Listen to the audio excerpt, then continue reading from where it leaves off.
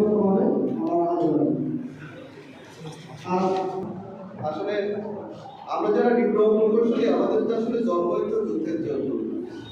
এই ডিপ্লোমা প্রকৌশলীরা এই বাংলাদেশের প্রত্যেকটা মানে জেনারেশন কিন্তু যুদ্ধ করে চলছে। এই যুদ্ধের বাইরে আসলে আমরা কিন্তু নিজেদের যে ন্যায়সঙ্গত যে দাবি দাবাগুলো সেগুলো কোনোদিনই পাবো না। তো আসলে এই রোজায় থেকে আসলে এত কথা ওইভাবে বলতে পারবো না। শুধু আমার আজকে মনে পড়ে আমাদের চুয়াডাঙ্গা জেলা আইনজীবী সাবেক সভাপতি রেজা হোসেন জোরদার স্যারের কথা। উনি যেদিন দায়িত্ব হস্তান্তর করে সেই দিন বলেছিল তোমরা কাদের নিয়ে এই ডিপ্লোমার আইনজীবী পালন করবা, এদের নিয়ে এদেরকে টানবা, তোমরা আন্দোলনে আসবে না, শুধু অফিসে বসে আবার মাঝে দাঁড়াইতে হয়। তো ভাই আপনারা আজকে যারা আছেন এই রোজায় থেকে একটু হাত তুলে জানান দেবেন আগামীতে আন্দোলন সমাবেশে আপনারা আসবেন। কে কে আসবেন একটু হাত তুলে দেন তো, একটু জোর বলে আমি প্রত্যেকের হাত দেখতে চাই।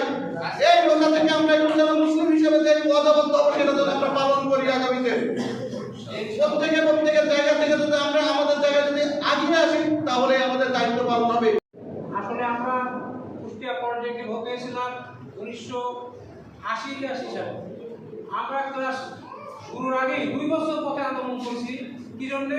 আমাদের গ্র্যাজুয়েট ইঞ্জিনিয়ার বিশেষ ধাপে আমাদের বেতন স্কেল দিতে হবে। এই আন্দোলন করতে 2টা বছর সময় লাগছিল।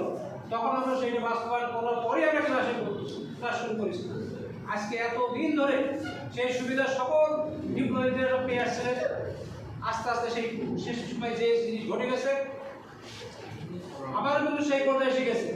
আমাদের দশম গ্রেড গ্র্যাজুয়েট ইঞ্জিনিয়ারদের নবম গ্রেড এখন তারা 33%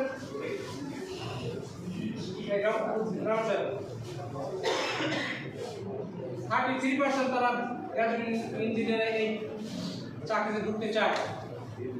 খালিদ সাহেব যে কথা বললেন যে আগে আছে যে ডিপ্লোমা ইঞ্জিনিয়াররা ৪র্থ তলা পর্যন্ত ভবন নির্মাণের জন্য সাইন করতে পারতেন, এখন সেটা ৩য় তলা করছে। পর্যায়ক্রমে একের পর এক এরকম বিভিন্ন কালা আইন দিয়ে আমাদের ডিপ্লোমা ইঞ্জিনিয়ারদের জীবন চলার পথকে প্রতিষ্ঠিত করার পায়খানা করতেছে।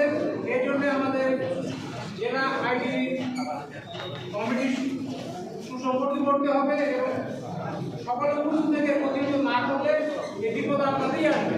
আমরা তো এখন তো আমাদের কিছু চাওয়া পাওয়া নাই, আমরা রিটার্ন করছি, তবুও এই সংগঠনকে ভালোবাসি, সেই কোনো কিছুই আমরা এসেছি।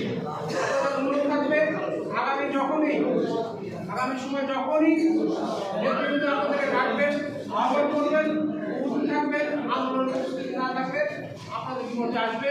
আমাদের যে দাবি দেওয়া 1981 সালে 83 সালে পাইছিলাম সেটা আবার হাতে করছি, হারাই হয়ে গেছিল। সেই জন্য সবার অনুরোধ আগামী যখনই আমাদের অফিস থেকে আপনাদেরকে আহ্বান করা হবে, বলা হবে, আপনারা সবাই থেকে এই সংগঠনের ভিতরে থাকবেন, তাহলে নিজেরই হবে। সংগঠন ছাড়া দাবি দেওয়া আমাদের কোনো উপায় নেই। আগামী সবার সুস্বাস্থ্য কামনা করে আজকের বক্তব্য শেষ। ধন্যবাদ সম্মানিত